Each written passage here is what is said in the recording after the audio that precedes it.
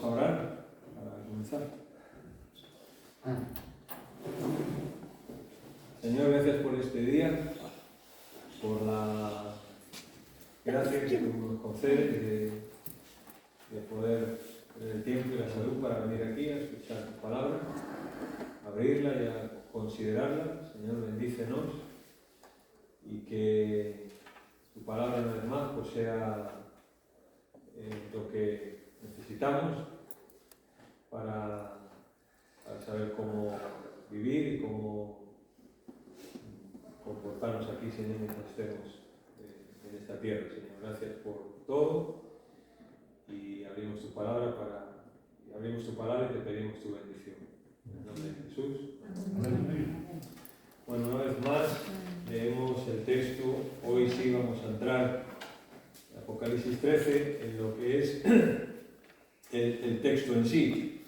Estos 2 martes atrás sabéis que estuvimos más o menos haciendo una especie de acercamiento al personaje y hoy pues veremos otra serie de cosas. Los que están aquí, los esquemas, ¿vale?, que dijimos, ya repartido, pero los demás pues pasaré después a por ellos. Lo hemos puesto en una página los 3. Apocalipsis 13, versículo 1. Apocalipsis 13, 1. Me paré sobre la arena del mar y vi subir del mar una bestia que tenía 7 cabezas y 10 cuernos, y en sus cuernos 10 diademas, y sobre sus cabezas un nombre blasfemo. Y la bestia que vi era semejante a un leopardo, y sus pies como de oso, y su boca como de león. Y el dragón le dio su poder y su trono y grande autoridad. Vi una de sus cabezas como herida de muerte, pero su herida mortal fue sanada. Y se maravilló toda la tierra en pos de la bestia. Y adoraron al dragón, que había dado autoridad a la bestia, y adoraron a la bestia, diciendo: ¿quién como la bestia y quién pueda luchar contra ella? También se le dio boca que hablaba grandes cosas y blasfemias, y se le dio autoridad para actuar 42 meses. Y abrió su boca en blasfemias contra Dios para blasfemar de su nombre, de su tabernáculo y de los que moran en el cielo. Y los nombres no estaban escritos en el libro de la vida del Cordero que fue inmolado desde el principio del mundo. Si alguno tiene oído, oiga. Si alguno lleva en cautividad, va en cautividad. Y si alguno mata a espada es el muerto. Aquí está la paciencia y la fe de los santos. Amén. Bueno, estamos hablando de este personaje, que es uno de los principales personajes del libro de Apocalipsis y tal vez el que más ha despertado siempre puede ser que nuestra curiosidad. Si yo pongo esta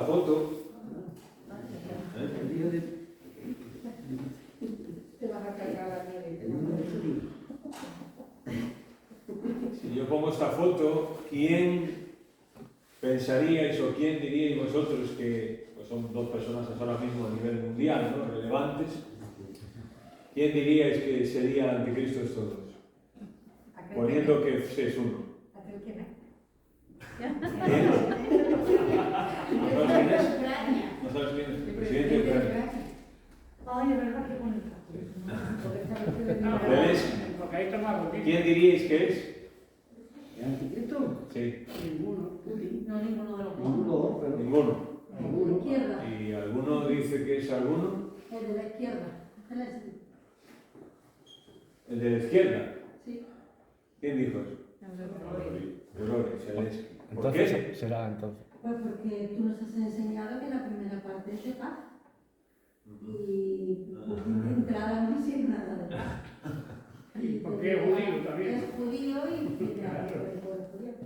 Vale. A veces era simplemente un ejercicio, ¿no? Pero a veces identificamos al anticristo o pretendemos identificar al anticristo como un personaje malo, como alguien terrible, cruel, etcétera, etcétera.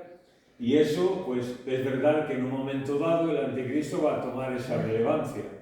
Pero hoy, si pensamos en que el arrebatamiento ocurre y empezamos a contar lo que es la gran tribulación, pues el personaje que más se ajustaría a eso es Zelensky, porque pues un personaje de paz, un personaje relevante, un personaje que lo que quiere es mediar, que no sé qué.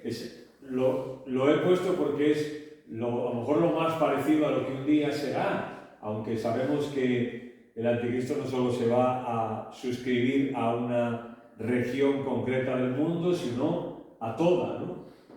Bien, ahí está, sí, simplemente era un pequeñito ejercicio, ¿sí? Hemos visto que el anticristo es un personaje que al principio implanta paz. Bueno, ahora vamos a ver algunas cosas, pero hoy día, tal y como está el mundo, pensar en un personaje que logre la paz mundial es pensar en una quimera. O sea, esto hoy día sería absolutamente impensable por cómo está confeccionado el mundo, por cómo está confeccionada la geopolítica del mundo y las relaciones internacionales entre países, etc., es absolutamente impensable, ¿no? Si no es por una cosa que os la voy a decir y vosotros pues lo pensáis simplemente, ¿no? Cuando empezamos con la gran tribulación, empezamos con un personaje que ofrece paz a nivel mundial. Y una de las preguntas que uno se tiene que hacer es ¿paz de qué? ¿O paz de quién? Claro, si pensamos en un personaje hoy por hoy que pueda aglutinar al mundo alrededor de la paz, pues cada país dirá que tenemos paz. ¿Para qué quiero a alguien que venga a ofrecerla? No hay un ambiente de guerra al principio de la gran tribulación. Apocalipsis 6 nos habla de que el primer caballo blanco es el caballo de la paz. Por tanto, ¿y si la amenaza es externa? Es decir, Apocalipsis 6, comenzamos con el anticristo ya como una especie de primer surgimiento del anticristo y una serie de primeros juicios sobre la tierra, ¿no? Si eso se empieza a atisbar, ¿por qué no paz o aglutinar el poder sobre una amenaza externa que pueda venir? Venir, digo, no de este mundo. Y eso hoy día está a nivel inconsciente en todo el mundo. Sabemos que una amenaza externa no existe, porque si no ya se hubiese visto hace mucho tiempo, pero hay mucha ciencia ficción y muchas ideas que hablan de que por ahí hay otros seres, ¿no? Por tanto, podría ser de una amenaza así. Pero a lo que vamos, es un personaje que al principio implanta paz. Dijimos también que después el anticristo mostrará su verdadero carácter. Y como todo dictador, si tú empiezas a leer la vida de algunos de los más famosos dictadores en la historia de la humanidad, este ha sido el patrón siempre. Engañar primero al pueblo prometiendo ciertas cosas y cuando se llega al poder, pues machacando al pueblo.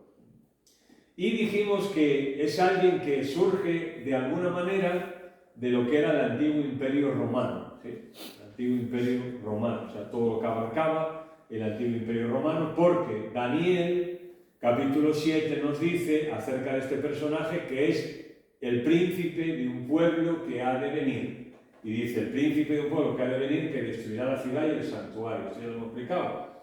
La ciudad, el santuario, Jerusalén, el templo, lo destruyó Roma, o lo que era el antiguo imperio romano. Y este príncipe que profetiza Daniel 7 es de ese pueblo, de esa región del mundo. Vale, ahora avanzamos. En el versículo 1 del capítulo 13, lo que el ángel ve es que este ser surge del mar una bestia, ¿no? Pensemos que estamos hablando, es lenguaje figurado, y lo que se nos presenta es un mar, océano, y de ese océano sale una bestia. Esto sabemos que no es literal, que lo que está enseñándonos es algo. Bien.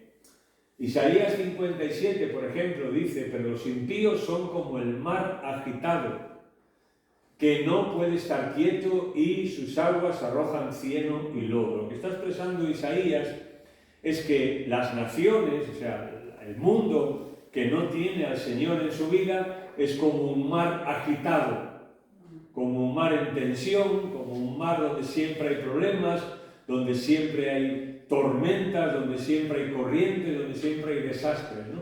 Isaías ve así las naciones, como un mar agitado, o sea, como un mar picado, ¿no? Y de ahí nos dice, por ejemplo, aquí Apocalipsis, que vi subir del mar la bestia. Así que lo más lógico es pensar que el mar aquí debe estar simbolizando las naciones gentiles. La bestia del anticristo surge no del pueblo de Israel, sino de las naciones gentiles, que están agitadas ya, que están inquietas por todo lo que ya empieza a suceder en el mundo. Pensemos que inmediatamente antes de que el anticristo surja, ¿cuál es el evento a nivel mundial que ocurre? El arrebatamiento, correcto, donde cientos de millones de personas desaparecen, donde va a haber un desastre brutal y donde se tiene que explicar eso. Ya hemos dicho que lo que algunos pensamos es que lo que Satanás va a explicar ahí es que esas personas pues, han sido arrebatadas o han sido abducidas por seres alienígenas. Esa es la mejor explicación que se va a poder dar. Así que hay que prepararse porque van a venir a por nosotros, lo que yo estaba diciendo antes. Y si hay que prepararse para venir ante nosotros, pues ¿qué tenemos que hacer? Unirnos todo el mundo contra esa amenaza. O sea, aunque esto pueda sonar a Steven Spielberg, ¿no? Pueda sonar una película de la Guerra de las Galaxias o algo así, pero eso es lo más razonable. Pensar que desaparecen. Ahora mismo hay entre 800 millones y 1.000 millones de personas cristianas en el mundo, como nosotros. Si esas 800 millones o 1.000 millones de personas desaparecen, no quedan aquí sus cuerpos, desaparecen. Por tanto, eso hay que explicarlo. Y eso se va a tomar como una amenaza mundial, lógico, y el mundo se va a preparar. Las cuales, en ese momento, como pongo aquí, serán una caldera hirviendo. Son una caldera hirviendo, un mundo que está agitado, y ahora surge de toda esa agitación este personaje. ¿Entendéis? Que es el anticristo. ¿Para qué? Pues para prometer paz y seguridad. Si fijáis, Pablo en Tesalonicenses no solamente dice paz y seguridad. Paz tiene que ver con tranquilidad, pero seguridad es una palabra que tiene que ver con seguridad de una amenaza física. Interesante todo esto. Probablemente la presencia de Satanás en la tierra ya haya causado estragos en la sociedad y las naciones estarán plagadas de dificultades. A medida que la gran tribulación comienza, todo esto va a más. Hay más juicios, hay más muertes, hay más desastres, Satanás está ahí, todo el mundo tiene dificultades, hay que agarrarse un clavo ardiendo, y el anticristo va a colmar esas necesidades. A alguien hay que agarrarse y él va a ser ese personaje, ¿no? que va a dominar, vamos a ver. En esas precisas circunstancias hará su aparición el personaje a quien el texto llama la bestia. Si os fijáis, el texto difiere una cosa de Daniel, y es que Daniel nos habla que al principio es un personaje de paz, pero luego rompe esa paz y hay una persecución y un verdadero carácter. Pero Juan, cuando lo ve desde el principio como lo que es. ¿Sí? Como la bestia. Lo ve en su verdadero carácter desde el principio. El mensajero celestial, ahora vamos a ir a Daniel un momento, vamos a ver que no da oportunidad a Daniel para especular tocante al significado de la cuarta bestia. Sus 10 cuernos y el cuerno pequeño, puesto que le comunicó lo siguiente. Mirad, dice el ángel, el ser a Daniel: La cuarta bestia, que has visto, ¿recordáis que dijimos que había 4 bestias que Daniel ve en Daniel 7, que son las mismas de la estatua de Daniel 2? ¿Recordáis, no? Ahí lo lleváis en el esquema. Bien, dice el ángel a Daniel, la cuarta bestia será un cuarto reino en la tierra. Un cuarto reino. Ahora, un reino, está claro que a quién está apuntando cuando dice la cuarta bestia, una persona, será un cuarto reino. Bien, no está diciendo que realmente es una persona, aunque dirige un reino, pero es una persona. ¿Entendemos esto, no? El cual será diferente a todos los otros reinos y a toda la tierra devorará, trillará y despedazará. Está hablando de una bestia, así que lo que está describiendo es los desastres que va a hacer, de una forma gráfica. Y los 10 cuernos significan que de aquel reino se levantarán 10 reyes, el antiguo imperio romano. Y tras ellos se levantará otro, el cual será diferente de los primeros, y a 3 reyes derribará. Este cuerno es la bestia. Se levanta entre sus 10 reyes y quita a 3 del medio y se pone él como uno, pues claro, que va a tener preeminencia. Y ahora dice, hablará palabras contra el Altísimo y a los santos del Altísimo quebrantará, y aquí esto concuadra con Apocalipsis 13. Y pensará en cambiar los tiempos y la ley, y serán entregados en su mano hasta tiempo y medio tiempo. Ya hemos dicho que tiene que ver con 3 años y medio. Vale. Algunos comentaristas creen que de algún modo, en algún momento, este personaje estará poseído por un poderoso demonio. Yo no lo sé, el texto no lo dice. Yo lo que sí os he dicho es que el anticristo, creo que no podemos desligarlo del poder satánico, evidentemente, que aquí hemos leído que Satanás le entrega su poder, su reino y gran autoridad, pero además de eso, creo que el personaje no quedaría relleno completamente si no pensamos que hay también una influencia espiritual en él por parte de Satanás, y que él de alguna manera eso lo ejerce en las personas, ¿no? Esa atracción que se suele llamar. Pero esto no está en la Biblia en ningún momento, que este personaje es poseído, ¿no? Pero sí vemos que está controlado absolutamente por Satanás. Ese hombre poseído por un demonio pues sería un talentoso orador, un genio intelectual, poseerá gran encanto y carisma y tendrá un inmenso poder para el liderazgo mundial. Claro, esto, ¿por qué lo dicen algunos comentaristas? Porque es lógico, cuando los comentaristas empiezan a intentar describir este personaje, el anticristo, pues como que un simple hombre pues se les queda corto. Y todos meten en la ecuación de alguna forma a Satanás. El texto lo mete a Satanás, pero no nos dice cómo. Aparentemente es desde fuera, porque dice que esa bestia hace cosas y ahora el dragón le dio su poder, su autoridad, su poder, su trono, su dominio y gran autoridad.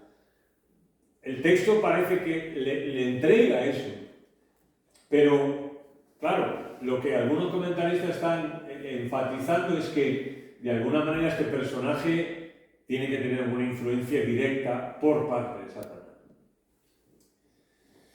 Además de esas cualidades naturales, pues estará el poder infernal de Satanás en él.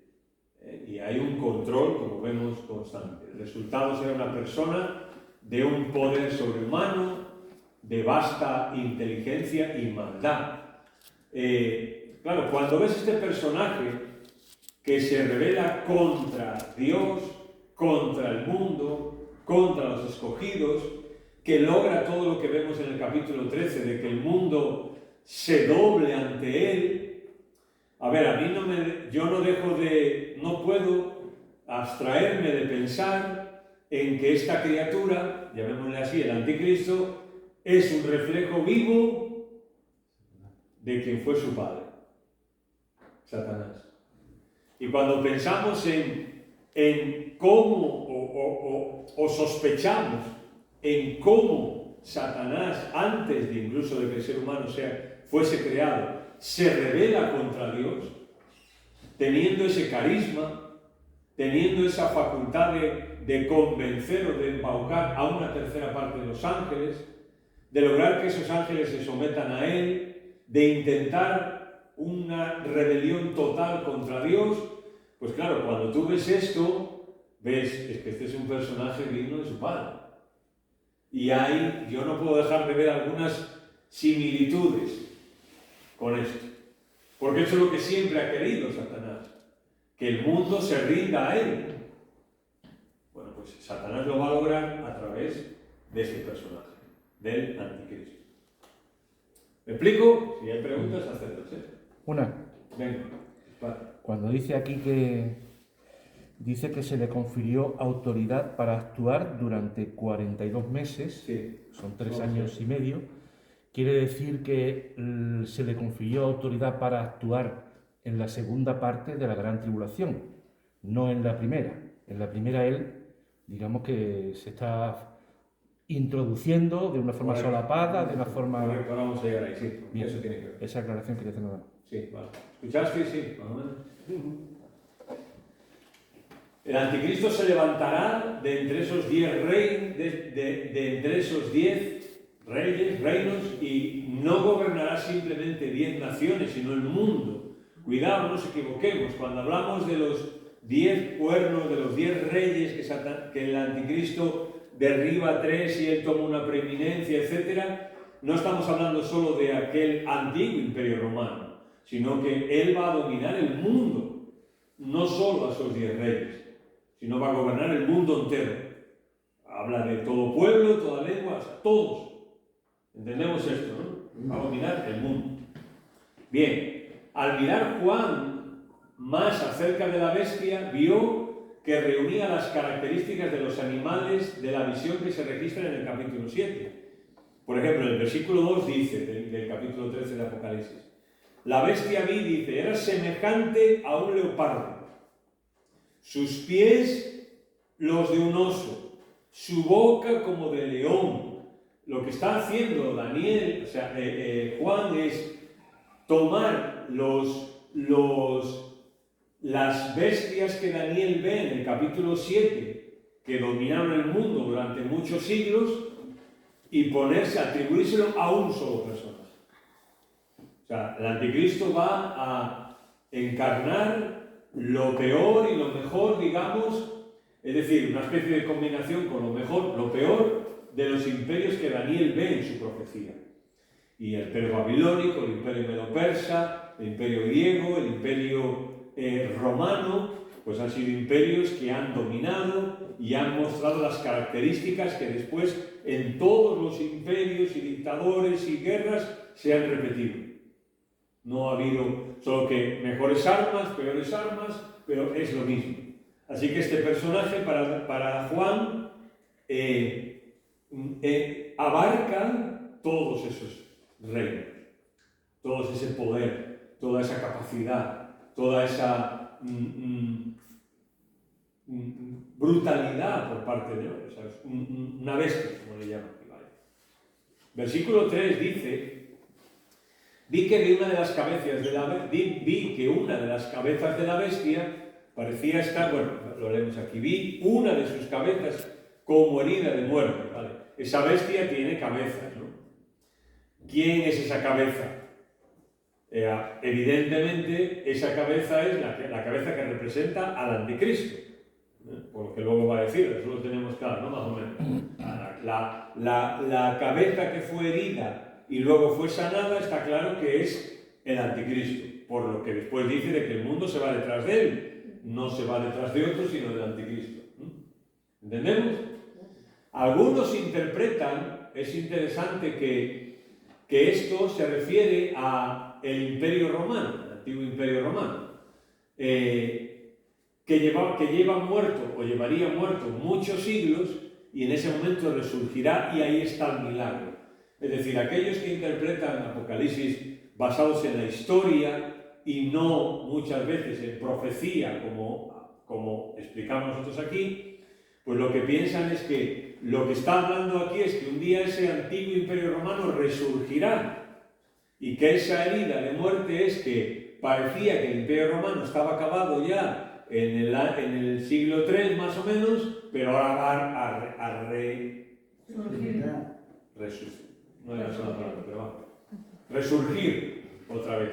Pero está claro que en el texto los pronombres y todo y la gramática no apunta a un imperio, sino apunta a una persona. Por ejemplo, dice, y se maravilló toda la tierra en pos de la bestia. En pos de la bestia. Una persona, una criatura aquí en este sentido. La influencia satánica de los postreros días se pone de manifiesto por el hecho de la herida mortal de la bestia fue sanada. Si estamos pensando en que esta persona muere y resucita, ¿no? Claro, este poder Satanás no lo tiene, ni nunca lo ha tenido. Satanás no tiene poder sobre la vida.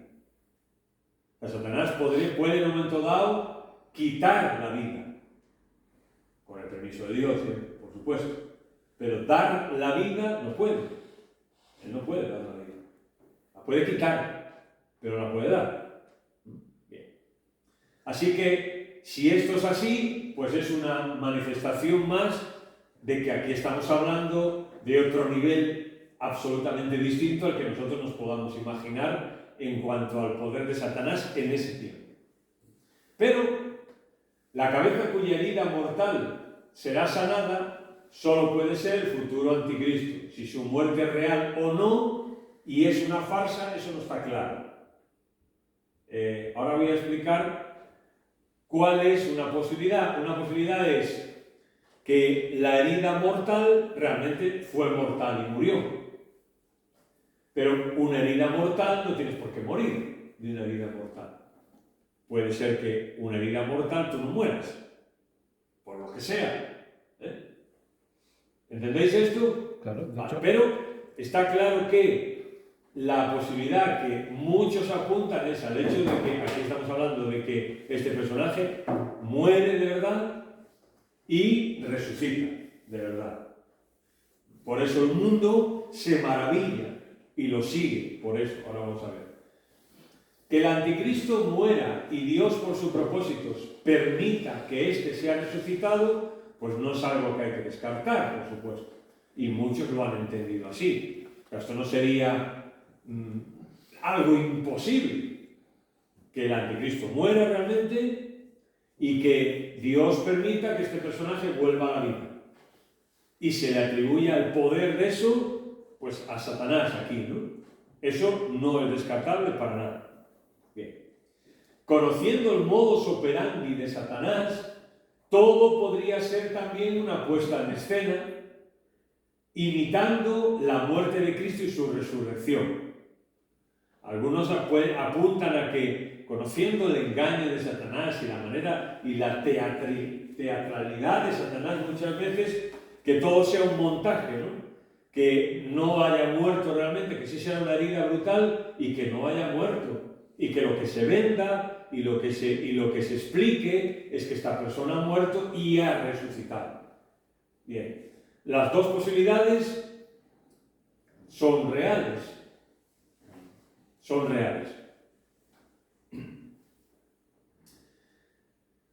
¿Con cuál nos quedamos? Bueno, insisto, yo creo que las dos formas son perfectamente asumibles. Es verdad que hay cosas que como que te llevan a ver que sí, es verdad que este hombre, o sea, que este personaje muere por la reacción del mundo, por cómo la gente dice, bueno, si es así, ¿quién podrá luchar contra? Pero, por otro lado, insisto, tiene que ser Dios el que permita esto, porque Satanás eso no puede. Lo que al final suceda, no lo sabemos. Lo que sí está claro es que el mundo creerá que el anticristo, que ya habrá mostrado increíbles cualidades y poderes, también trascienda la misma muerte. No sabemos lo que va a suceder en ese momento, si va a ser una farsa todo, un montaje o va a ser real. Pero lo que sí sabemos es el resultado.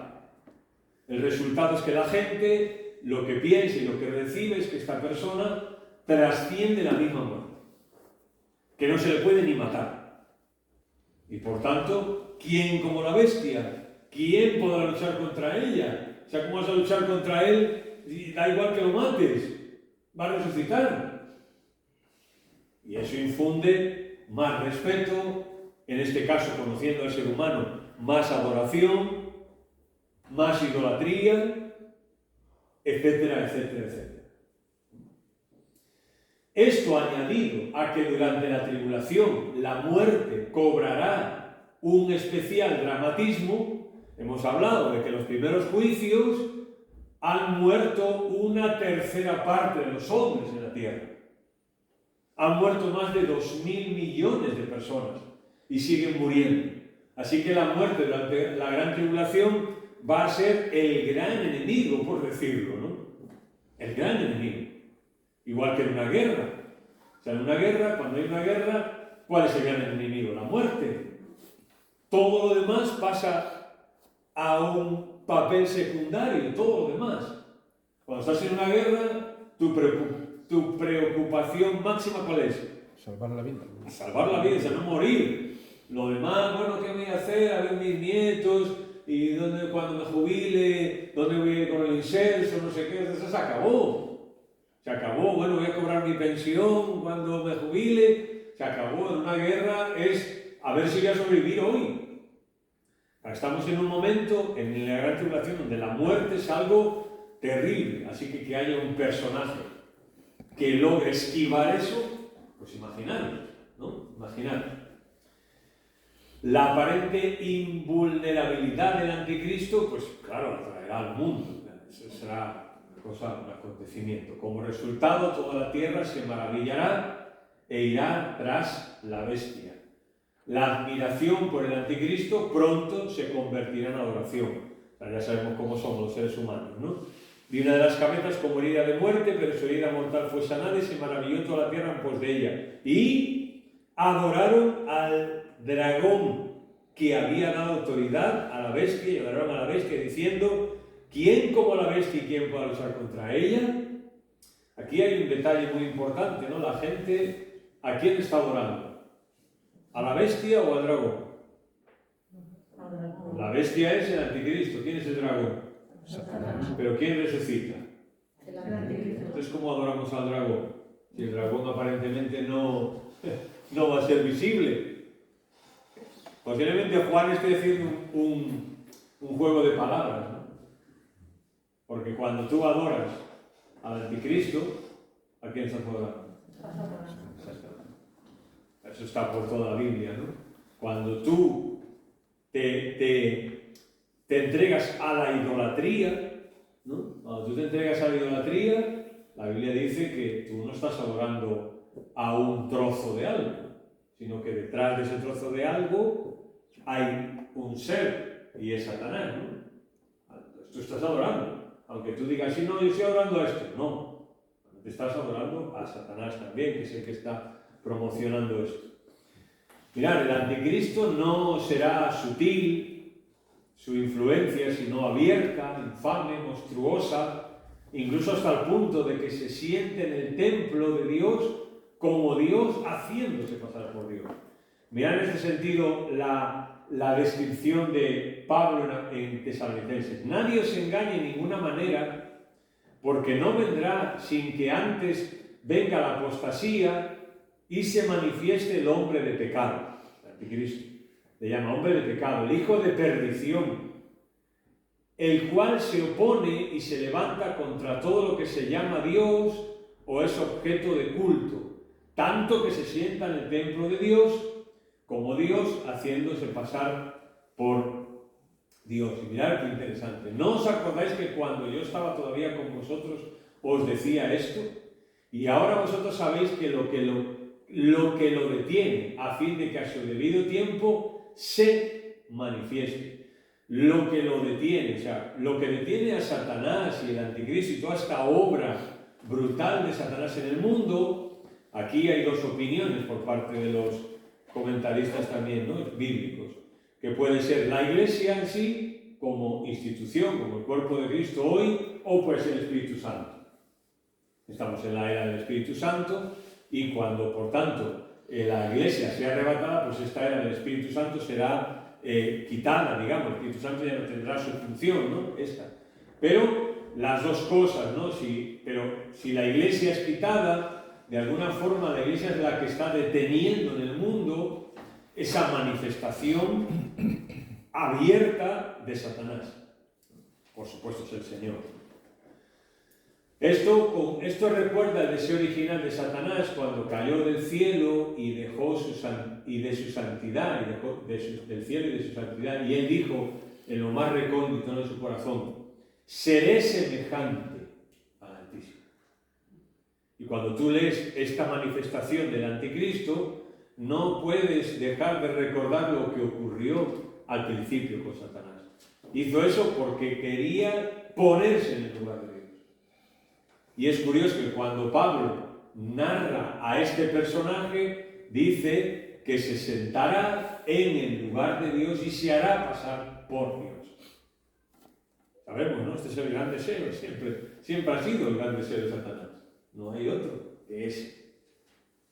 Bueno, la bestia habrá una prioridad cuando él se manifieste así de una forma más abierta, habrá una prioridad por parte de él, ¿no? Y es desacreditar a Dios. De su boca, el versículo 5, hablaba grandes cosas y blasfemias.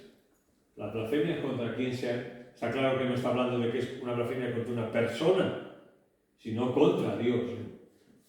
Y se le dio autoridad para actuar. Y abrió su boca en blasfemias contra Dios, para blasfemar de su nombre, o sea, de su persona, nombre, quién es Dios, de su tabernáculo, donde él mora, y de los que moran también en el cielo.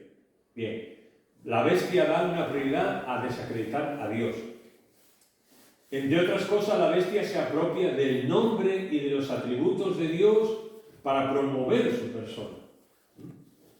Al parecer, la bestia hace uso de una oratoria, o mejor, de su demagogia, para que la humanidad se aleje más de Dios y siga a Satanás. ¿Por qué decimos esto? Lo hemos mencionado varias veces, porque cuando los juicios empiezan a ocurrir sobre la tierra, y empieza a ocurrir todo lo que estamos viendo, hemos dicho varias veces, a ver, si lo lógico es que la gente pues clame a Dios, ¿no? ¿Y por qué clama a Satanás? ¿Por qué sigue a Satanás y a la bestia y al anticristo? Porque lo que Satanás está haciendo es desacreditar a Dios y promocionarse él, que siempre es lo que ha hecho, ¿no? Pero aquí ya va a ser de forma exagerada. Los 42 meses que hemos leído, que equivalen a los 3 años y medio últimos de la Gran Tribulación, es decir, la segunda semana de la segunda mitad de la semana 70. Daniel, ¿recordáis lo que dijimos de las semanas? 70 semanas, 6 y 69, No, perdón, 62, y luego falta otra, que es la última semana. Y dijimos que la última semana, que eran 7 años, estaba partida en 2, ¿no? 3 años primero, 3 años y medio primero y 3 años y medio segundo. Allí en Daniel 7 leímos que a la mitad de esa semana se romperá el pacto y empezará todo lo que viene. Bien, bueno, pues aquí, cuando se le habla de que se le da autoridad para actuar durante 42 meses, es precisamente durante esa segunda parte de la Gran Tribulación. Bien, y ahora tenemos que explicar algo aquí, en cuanto a lo que David también había dicho. Primeros 3 años y medio de la Gran Tribulación, un personaje que fomenta paz, seguridad, etcétera, etcétera. Y ahora se rompe, ¿no?, el pacto. Esto coincide con la expulsión de Satanás del cielo, que vimos en el capítulo 12 de Apocalipsis. Satanás es expulsado del cielo.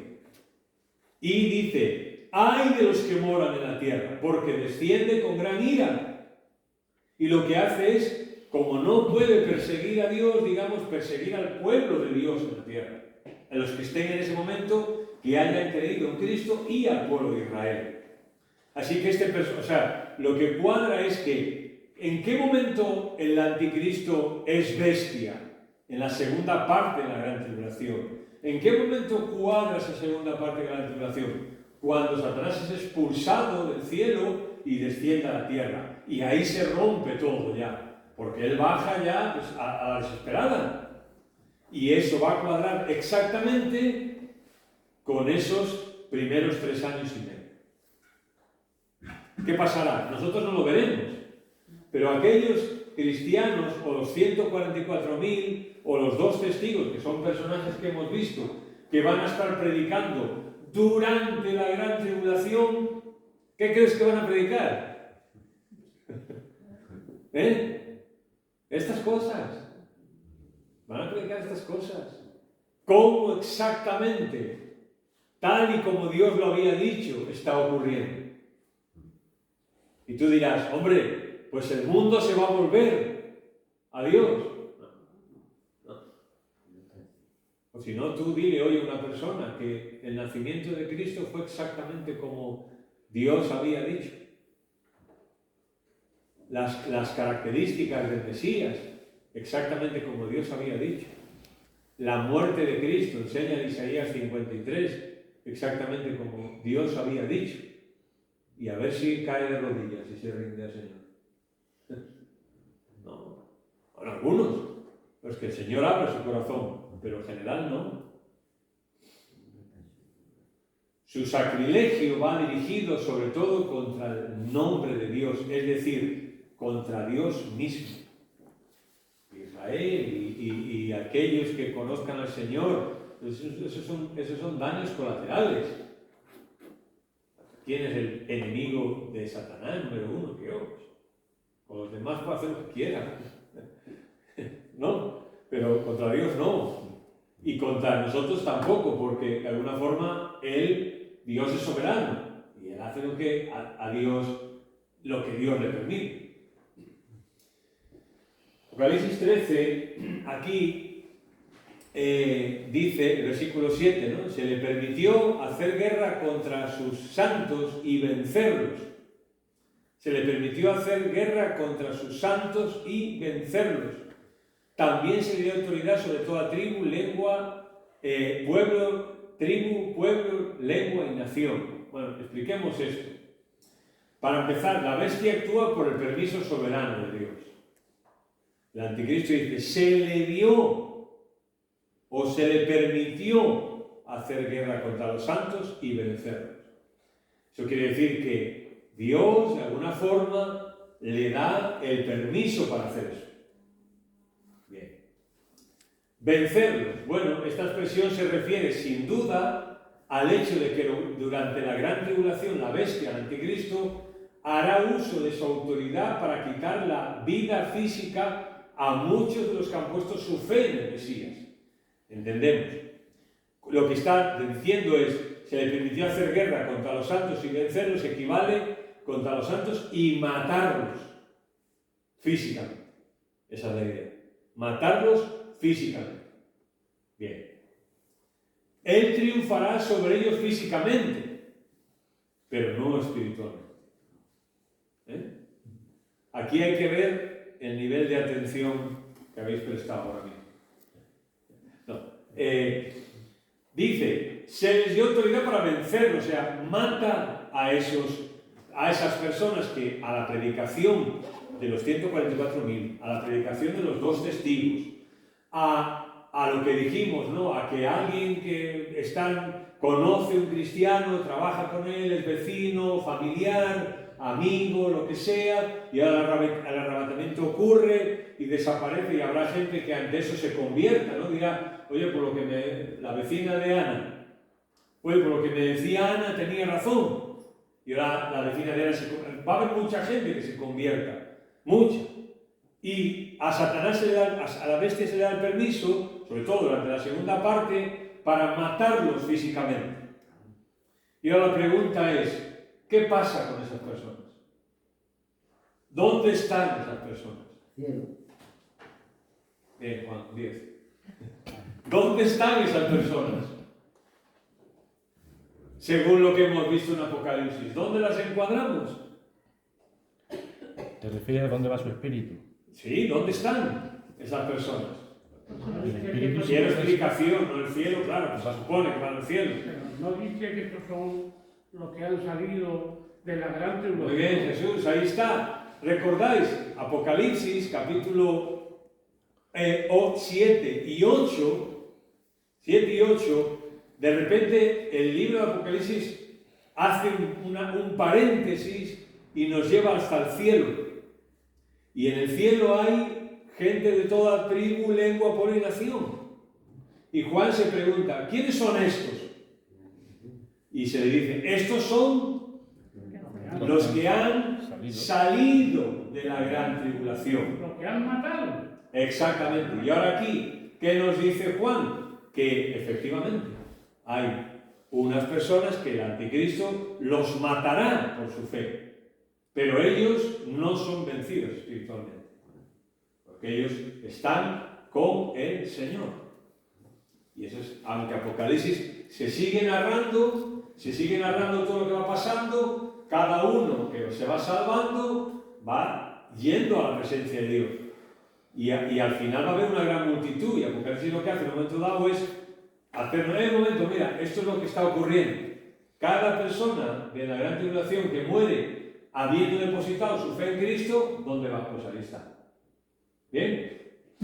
Van cuadrando algunas cosas, ¿no? La fe salvadora genuina no puede destruirse. Somos, Romanos 8, somos más que vencedores. Por lo cual estoy seguro de que ni la Muerte. ya está. No podrá separarnos del Señor. El Señor Jesucristo, quien es infinitamente más poderoso que el anticristo, permitirá que alguno de sus hijos verdaderos sufra, no permitirá que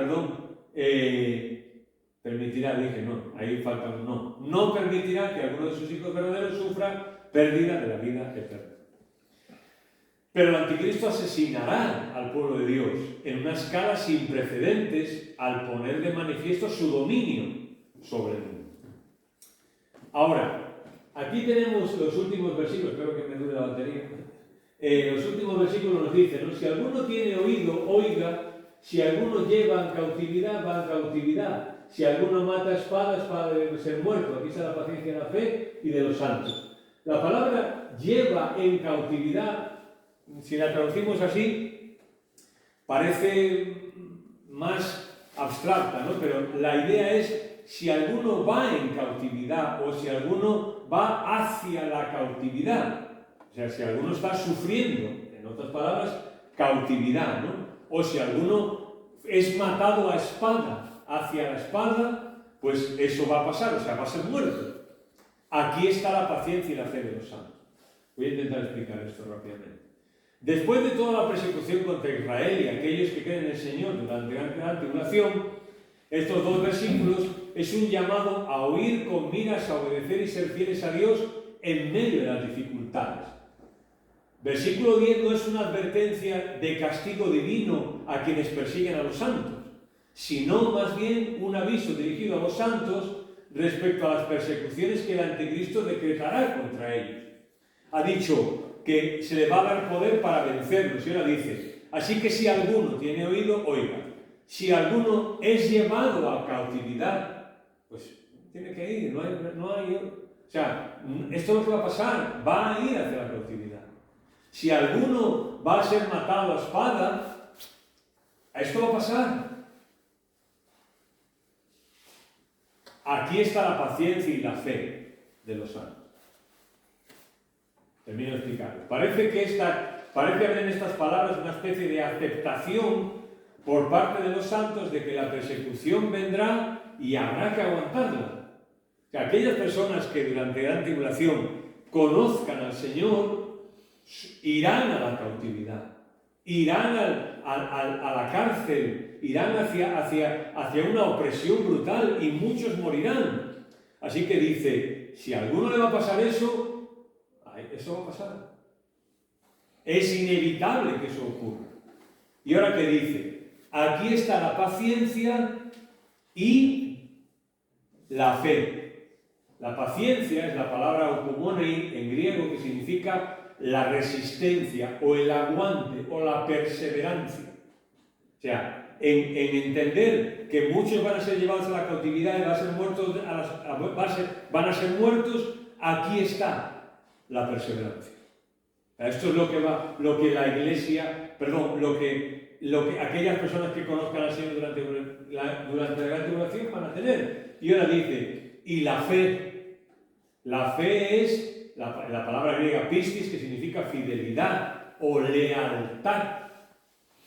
Así que, señores, el anticristo se le va a dar poder para matar a aquellos que matar físicamente a aquellos que durante la gran tribulación crean. Pues esto es lo que va a pasar. Tenéis que tener aguante y confianza en el Señor.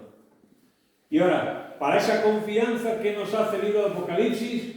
Nos abre una ventana, como acabamos de decir, y nos dice que aquellos que vayan a ser llevados a la cautividad y muertos a espada, ¿dónde están?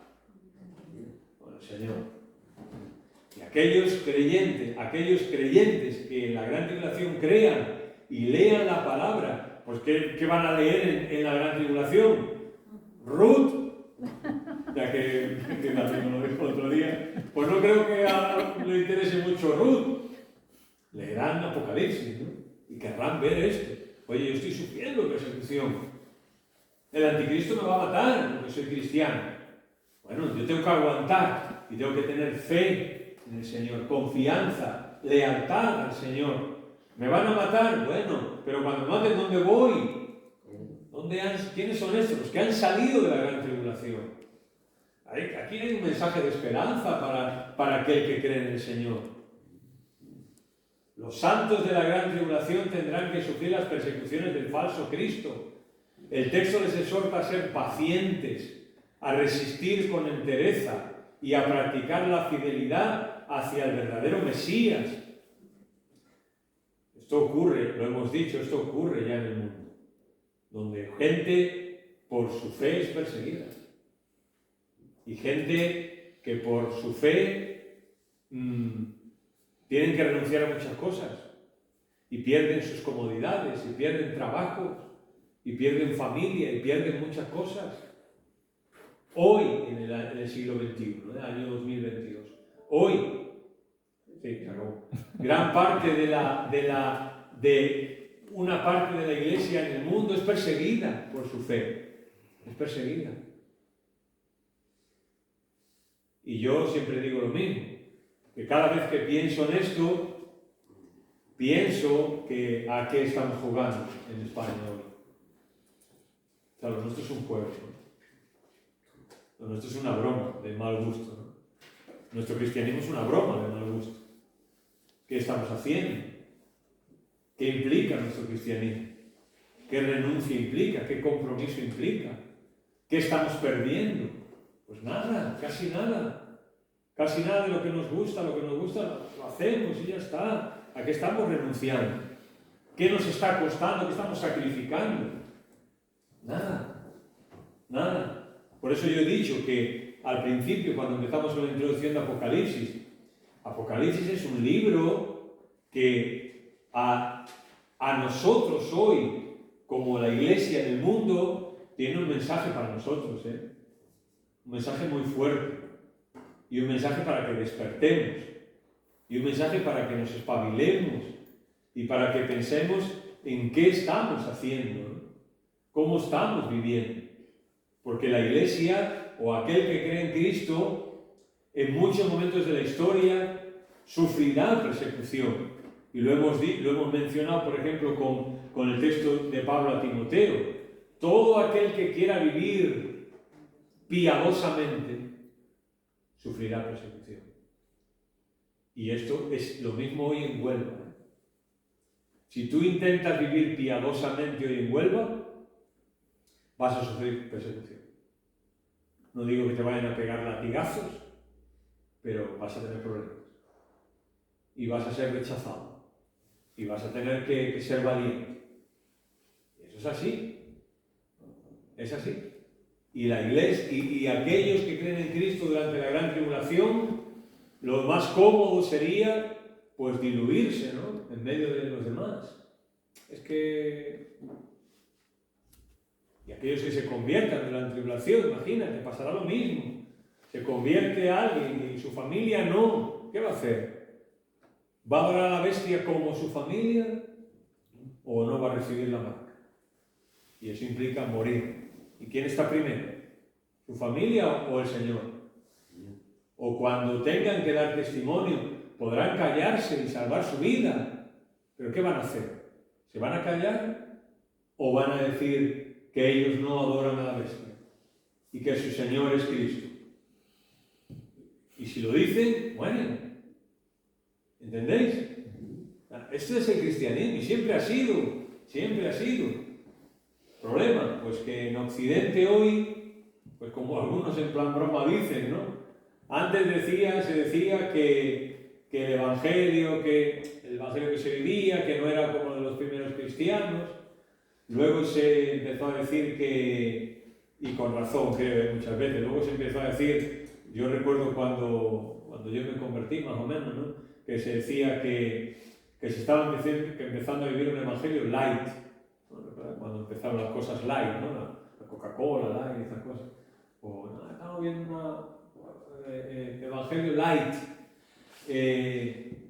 Hoy ya, pues algunos en plan broma dicen, no, pues ya no es light. Ya es Evangelio 0, ¿no? Como, bueno, 0 la Coca-Cola o la cerveza que es 0, ¿no? Pues Evangelio 0. ¿Y qué nos cuesta, no? ¿Qué nos cuesta? De hecho, pues como iglesia hablamos, ¿no? Lo vemos, ¿no? Cómo nos cuesta tantas veces comprometernos, cómo nos cuesta entregar cualquier situación es excusa para lo que sea, ¿no?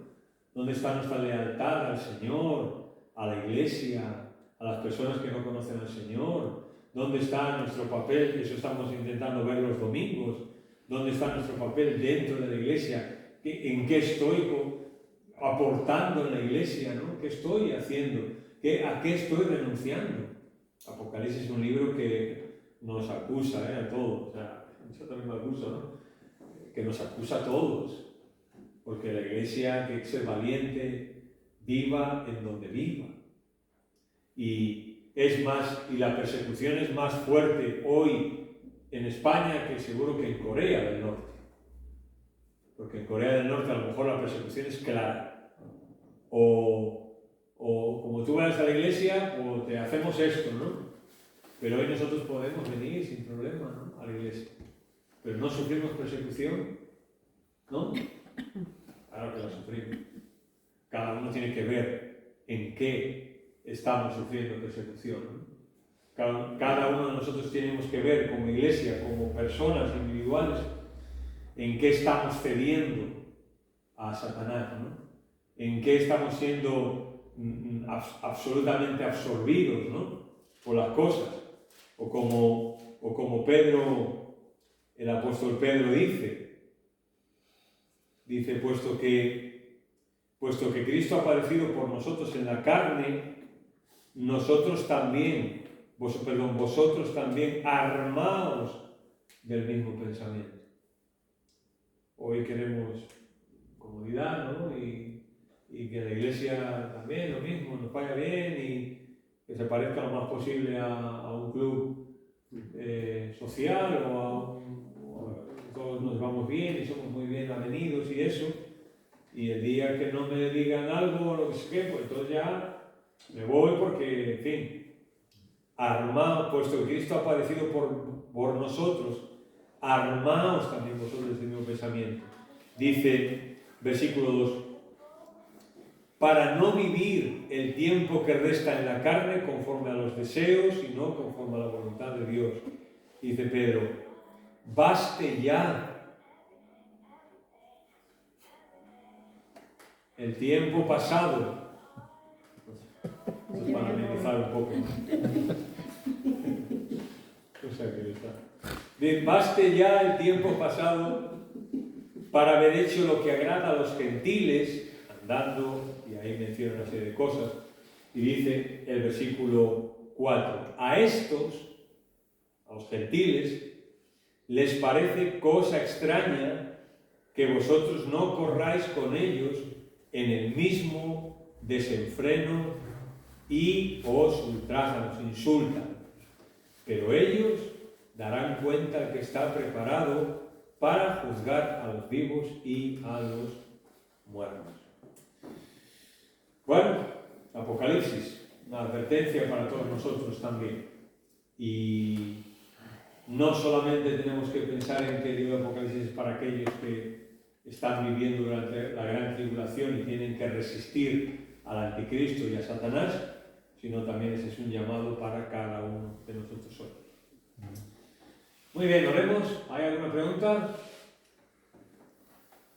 Un comentario. Sí, No sé si claro. has enterado. Hemos comentado que durante cuando va la gran tribulación, la iglesia no estaba aquí. No. El Espíritu Santo tampoco lo está. Bueno, se piensa que como esta es la época del Espíritu Santo, porque fue el Consolador que vino después de Jesús, pues se piensa que no, o por lo menos no tendrá la relevancia que ahora mismo tiene, que no esté Espíritu Santo es Dios. No, claro, es que Estamos hablando cuando su ministerio. por eso digo, es que el Señor dijo que cuando Él se fuera recibiríamos el Espíritu Santo porque Él sería el que tendría que convencer al mundo de pecado, de justicia y de juicio. Pero hay otros que piensan que es la iglesia, que la que se refiere, ¿no? Entonces, si no está el Espíritu Santo, ¿quién va a convencer a las personas de pecado? El Por Espíritu ejemplo, Santo, lo mismo. tiene que ser el Espíritu Santo, ¿no? Sí, claro. El que la convence. Pero en cuanto a su ministerio No actual, valdrá el ministerio actual en la iglesia, exactamente. porque la iglesia no estará aquí, Eso. pero Él tendrá su ministerio en cuanto Eso. a convencer a las personas de pecado. Correcto. Si se refiere al Espíritu Santo el texto, esa es la explicación, sí. Sí.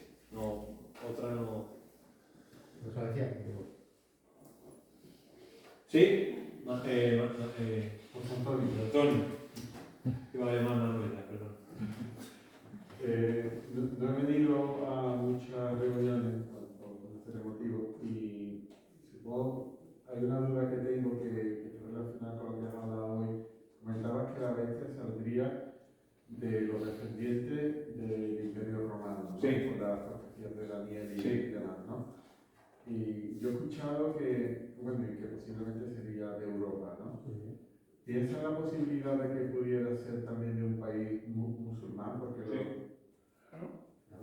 Sí, enseñamos un mapa aquí donde lo que era el antiguo Imperio Romano coge parte de lo que hoy son algunos países musulmanes, los que están más hacia el oeste de los países musulmanes, lo que está más pegado a Europa, ¿no? Había parte de por ahí El también, norte sí. de África. Bien, oremos. Señor, gracias por este tiempo, por estudiar tu palabra y que ella siempre nos ilumine, Señor. Ayúdanos también a pensar y a considerar que tu iglesia, Señor, siempre tiene que ser fiel a ti, independientemente del momento en el que viva. Y para nosotros también estas palabras de Apocalipsis son una advertencia, en el sentido de que aunque Satanás hoy no tenga esta relevancia que leemos aquí en Apocalipsis, aunque él no tenga esta relevancia visible que va a tener un día en el mundo, pero él hoy también sigue siendo el príncipe de este mundo, y oramos, Señor, para que nosotros sepamos perseverar en nuestra fe, sepamos confiar en ti siempre y ser leales a ti en medio de las circunstancias que nos toque vivir, Señor. En el nombre de Jesús te lo pedimos. Amén. Amén.